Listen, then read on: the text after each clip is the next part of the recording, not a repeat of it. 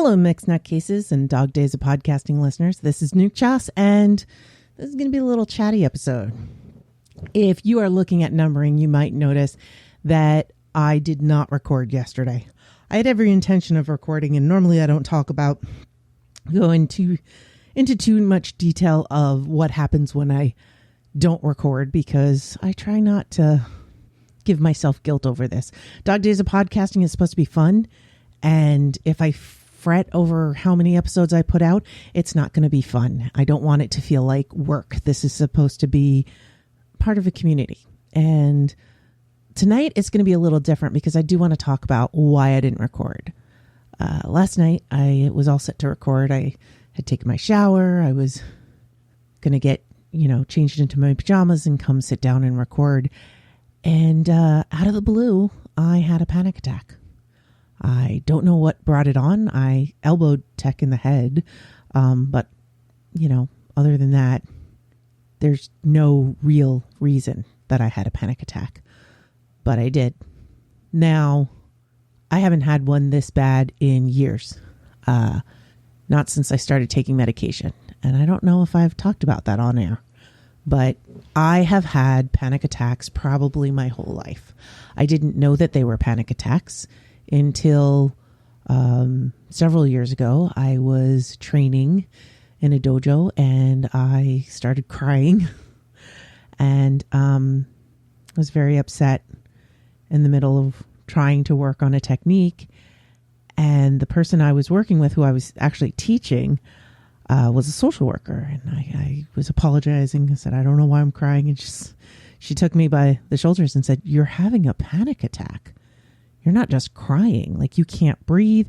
These are all symptoms of a panic attack." And I just was in disbelief. And she says, "Yeah, a panic attack will follow your primary emotion." She says, "My primary emotion is anger. So if I were to have a panic attack, I would be angry and it would present differently. Your primary emotion is tears. And so you cry, and that's your first symptom. But all the other things, the shaking, the physical symptoms, the heart racing, all of those other things are happening. But because I'm crying, I just focused on the crying." I've had that my whole life, as long as I can remember. There were people in my youth who thought it was funny to try to trigger it. And that was a little game of theirs. And when it happened, they would celebrate and laugh at me, which did not help. I now know that they were panic attacks. Once I knew that they were panic attacks, it helped me deal with them a little bit better. And I could start to try to trace and see why. Now, sometimes it's very obvious. I'm frustrated. I feel like I'm not doing well enough. I'm beating myself up. That's an easy antecedent. Other times, it just kind of comes out of nowhere. And there are days when I can feel it's going to happen. And I try to hold it in as much as I can and prevent it from happening. Or I try to be aware of it so that I don't get triggered. I also have a sleep issue where I'm choking in my sleep. It's not sleep apnea, but it is similar. It's just the reason why it's not sleep apnea is it's in a different part of my airway system. And so I've always had nightmares, and many of my sleep doctors have said that's your body responding to the fact that you're choking in your sleep. So you're afraid to fall asleep, which is the insomnia, and your nightmares are coming from you not breathing. Well, fast forward to a couple of years ago, and it was happening for a while, but it started happening more often, that I would wake up in a panic attack. In the middle of the night, I would wake up in a panic attack. And while I do have the not breathing while sleeping thing, not enough that it would cause that, or at least we don't think so. But nocturnal panic attacks legitimately have no antecedent. So finally, a couple of years ago, I went to the doctor and I said, I'm finally ready to confront this and do something about it. I don't know why it took me so long. There was something holding me back. Maybe I felt like I was making a bigger deal out of it, and maybe I was feeling like a hypochondriac, or really I should be able to push through this. I don't know what it was. I'm not in that frame of mind anymore. But they started me on a low dose anti-anxiety, after discussing my symptoms and talking about the nocturnals. It was, no, this is not something that you should be taking a PRN, and as needed. This is definitely generalized anxiety. This is something that you're constantly living with. So they started me out on the low dose, very, very low, worked myself up to my current dose. And it's been a game changer, 100% game changer. I don't have that dread. I don't have that tightness. I don't know how to explain it. I still deal with anxiety. There are still times that I can feel that I'm closer to a panic attack. I'd say before medication, I was having at least one a week, if not more.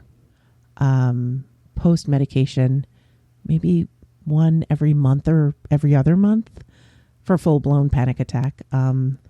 But maybe once a month, I get that anxiety-ness. And I'm talking on averages. It's not like with my cycle sort of thing.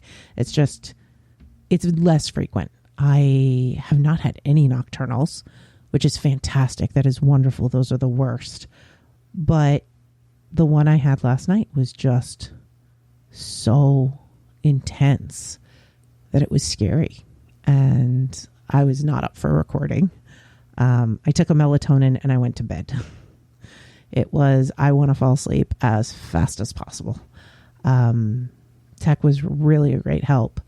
I just needed to push through it. And I actually came out of it pretty quickly, which was nice, but it was intense. And I wanted to talk about it because it's something we don't talk enough about. We don't talk about mental health. I was talking with an EAP counselor that was doing stuff for my work, and I was doing like the tech side of their presentation, and we got to talking, and I said, because it was a session about handling stress, I said, one of the things is I don't know what is stressing me. I don't know what's the most stressful because I just do.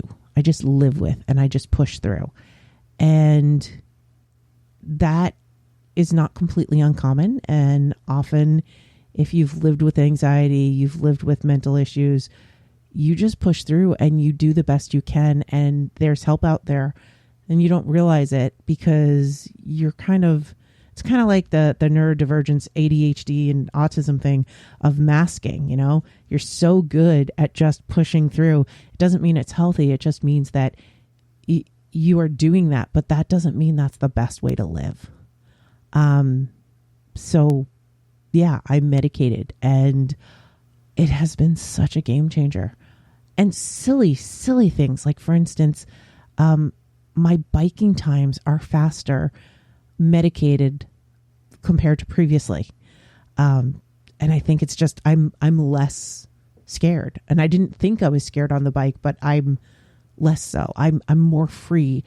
I feel better. And it's in other areas as well. A lot has changed for me in the time that I've been on medication in such a good way.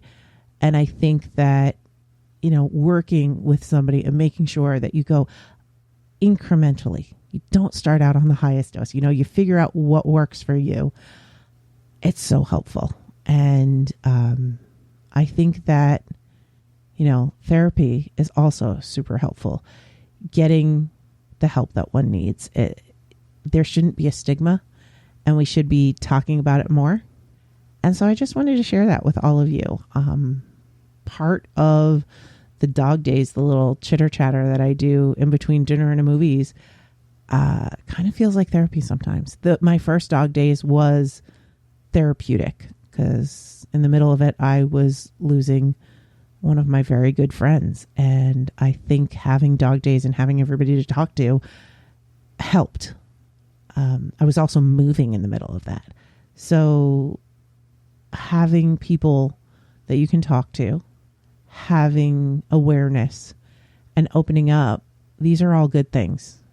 If something's a secret, it eats at you.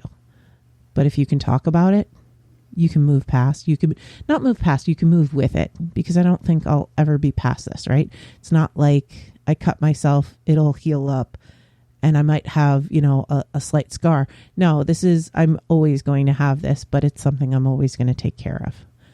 And I encourage you all to think about your own mental health and to prioritize it as best you can.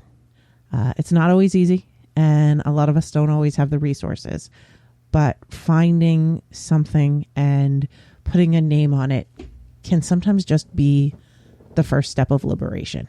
And therapy or medication, that might come later. And there's different steps, but finding those steps can be very valuable and helpful for you. So there's my Nutty PSA. Thanks so much. Talk to you tomorrow. Nutty Bites is produced by Nimlas Studios under a Creative Commons Attribution No Commercial Non-Derivatives 3.0 International License. That means you can't change it without my permission. You can share it and send it to your friends. Just link back to me, my site, and everything. We live at nimlas.org, which has links to everything social media, including facebook.com/group/nuttybites and patreon.com/nukejoss, or call 347-NUTTY42.